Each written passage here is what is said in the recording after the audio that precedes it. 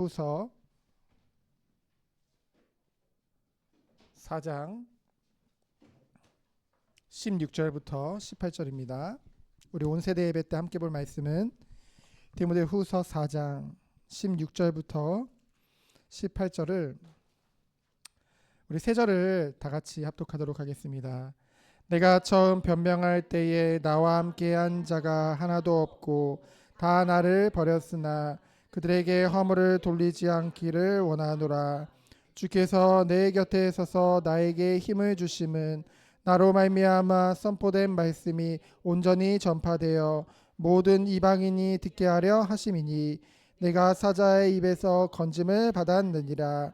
주께서 나를 모든 악한 입에서 건져내시고 또 그의 천국에 들어가도록 구원하시리니 그에게 영광이 세세 무궁토록 있을지어다. 아멘.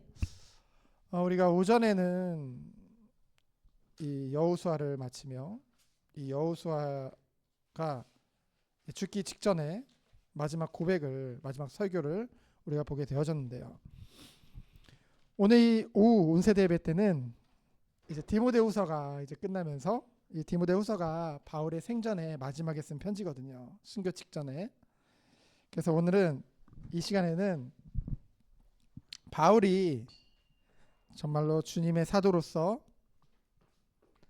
전도자로서, 목회자로서, 선교사로서 많은 역할을 한 그 바울의 마지막 고백을 통해서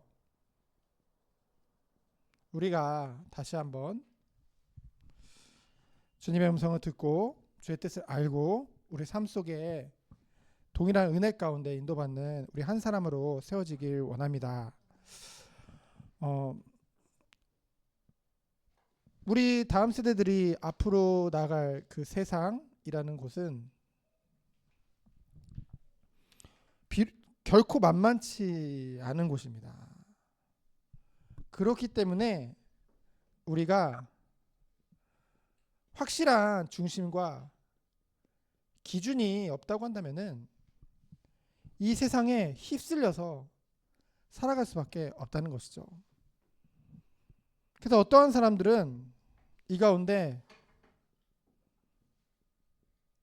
타협을 하면서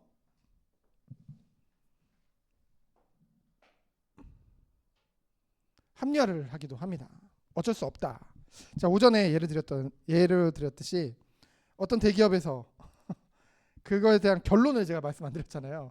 그렇게 얘기를 하고 끝내니까 그럼 손해보나 보다 이러고 끝내는 것 같은데, 여러분, 비록 그 친구는 그 대기업에 합격을 못했을 수도 있어요. 그렇죠? 합격 못했죠. 실제로 안 뽑았으니까.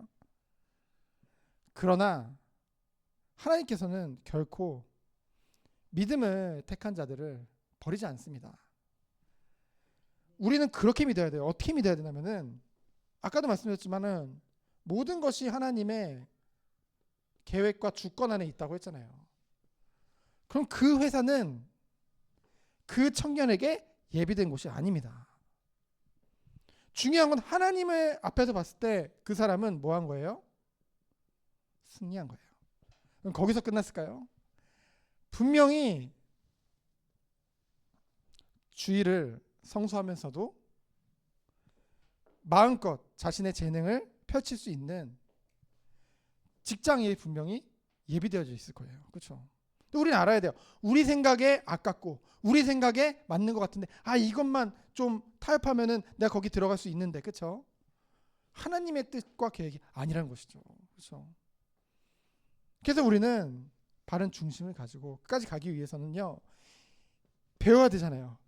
하나님의 말씀이 뜻하는 바가 무엇인지 우리는 알아야 되잖아요. 그렇죠? 그래서 우리는 예배를 통해, 말씀을 통해 더욱더 하나님의 은혜 가운데 들어가는 것인 줄 믿습니다. 바울의 마지막 고백입니다. 참 우리는 쉽게 사람을 원망하기도 하고요, 사람을 탓하기도 하잖아요. 근데 여호수아도 그렇고요, 이 바울도 그렇고요, 모세도 그렇고요, 참 시대를 초월해서 하나님의 은혜 가운데 하나님의 손에 붙잡힌 자들의 고백은 동일하구나, 그것을 우리가 보게 되어집니다. 이때만 그럴까요?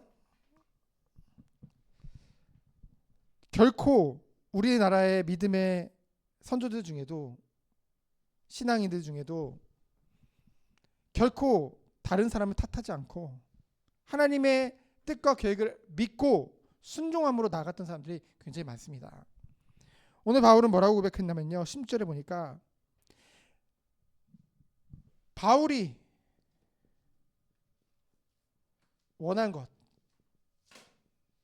이제 16절에 나오는데요, 내가 처음 변명할 때에, 내가 처음 변명한다는 말은 뭐냐면요, 바울이 1차 투옥됐을 때 그 누구도 바울을 변호해 주는 사람이 없었습니다. 왜 그랬을까요? 그 시대에 바울은 먼저 이단의 괴수거든요. 근데 그 바울의 변호해 준다는 것은 목을 내놔야 되는 상황입니다. 그렇죠? 그러니까 그 누구도 바울이 재판받을 때에 변호해 주는 사람이 아무도 없었다는 것이죠. 그러면은 보통의 사람들은, 야, 어떻게 나한테 그럴 수 있냐, 내가 너희들한테 어떻게 했는데, 그렇죠? 내가 너희를 위해서 막 핍박 당하고, 막 심지어는 너희들 마음에 혹시라도 시험 들까봐 막 밤에는 일을 하고, 그래서 막 생활을 책임져 가면서 너희들을 정말로 내 자녀들 같이, 아들들 같이 정말로 헌신하며 키웠는데 한 사람도 변호해 주는 사람이 없었어요. 그런데 뭐라고 고백을 해요? 다 나를 버렸으나 그들에게 허물을 돌리지 않기를 원하노라.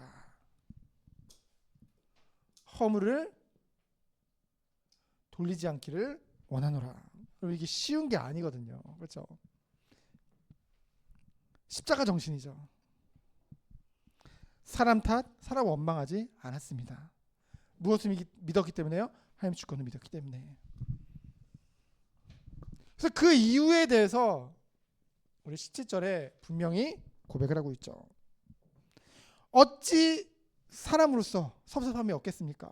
근데 그렇지 않고 그들에게 전혀 허물을 돌리지 않았던 이유는 10절을 보니까요, 주께서 내 곁에 서서 바울에게 힘을 주시는 이가 있다는 것이죠.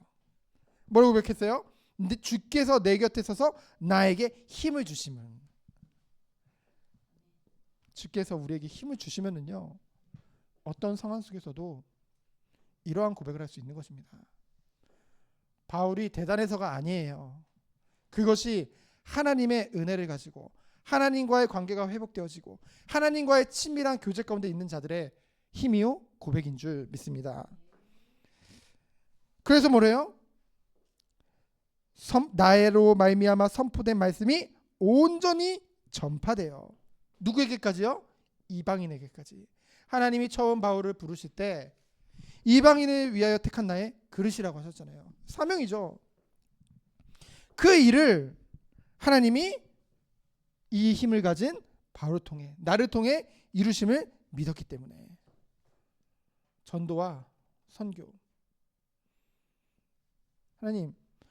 하나님께서 여러분, 하나님께서 이런 은혜 가운데 있는 자들을 통해서 하시는 것이 바로 전도와 선교입니다. 그 가운데 어떠한 고백을 했어요? 사자의 입에서 건지심을 받았다. 그 말은 이 길을 가는 것이 쉽지 않다는 거예요. 아까도 말씀드렸지만은 이 세상 가운데 살아간다는 것이 많은 타협과 합리화, 어떤가 세상의 그런 것들을 많이 생각해야 되는데요. 그럼에도 불구하고 결국은 하나님을 잘 믿고 나아가려고 하면은요, 오히려 미움을 당하고 고난을 당하고 위기가 올 수밖에 없는데요. 그 위기, 곧 사자의 입에서 하나님이 건지신다는 것은 정말 우리가 믿음으로 나아갈 때 그 어떤 것도 우리에게 문제나 걸림돌이, 장애가 될 수 없다는 것을 고백을 하는 것이죠. 그래서 뭐예요?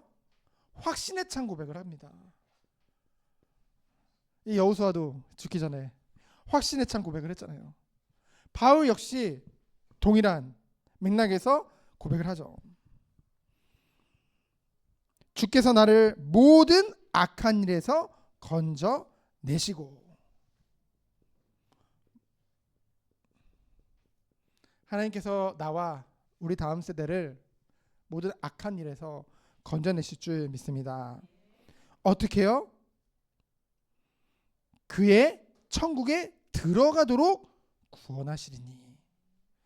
우리는 예수님 믿으면 구원 받았다, 끝났다 라고 얘기를 하잖아요.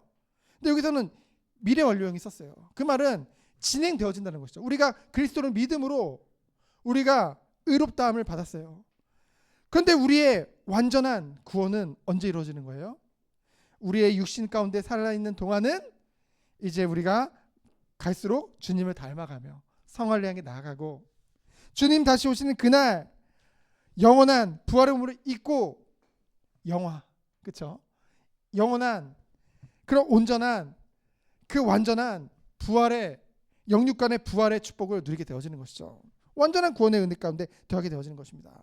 그것이 바로 천국의 축복이죠. 천국에 들어가기까지 하나님이 반드시 악한 유혹과 어떤 일 가운데서 나를 보호하시고 그곳까지 이르도록 나를 이끄신다는 믿음의 고백인 것입니다. 확신에 차 있어요. 그렇기 때문에 뭐예요? 현실을 보고 내게 주어진 것들을 보고서 하나님께 감사하고 영광 돌리는 것이 아니라 미리 이것을 알게 하셨기 때문에, 이 은혜 가운데 있음이 확신되어지기 때문에 어떠한 고백을 할 수밖에 없는 거예요. 그에게 영광이 세세 무궁토록 있을지어다. 아멘. 여러분, 우리가요 죽을 때 그런 고백을 했으면 좋겠습니다. 그렇죠? 뭐 나를 누구 어쩌고가 아니라 하나님께, 그렇죠? 세세 무궁토록 그 영광이 하나님께 있음이로다. 하나님께 영광 돌리면서 그런 우리 한 사람 되어지기 원합니다. 그래서 바울이 이러한 마지막 고백을 할 수 있었던 이유는요, 갑자기 된 게 아니에요. 죽기 전에 갑자기 깨달아서가 아닙니다. 이 육신의 가운데 주어진 이 삶 가운데 늘 달려갔어요. 그렇죠? 부르심의 상을 위하여 달려갔어요. 그렇죠? 늘 그것에 대해서 결국은 평상시 일상의 삶 가운데 이러한 삶을 살아냈고 살았다는 것이죠. 우리도 이 은혜 가운데 들어가기 원합니다. 그래서 우리를 통해서 하나님이 영광 받으시고 최고로 가치 있는 삶으로 축복하시고 결국은 우리가 천국에서 영원한 그 영생의 은혜를 누리게 하실 줄 믿습니다. 그때까지 매일매일 평상시의 일상을 통해 주의 영광을 위해 살아가는 우리 모든 성도님 되어지기를 예수 그리스도의 이름으로 축원드립니다. 시간 기도합니다. 하나님 감사합니다. 우리 또한 이 말씀을 통해서 깨닫게 하신 것들이 우리의 삶 가운데 그대로 열매 맺도록 주께서 인도하시고 축복하여 주옵소서. 살아계신 예수 그리스도 이름으로 기도합니다. 아멘.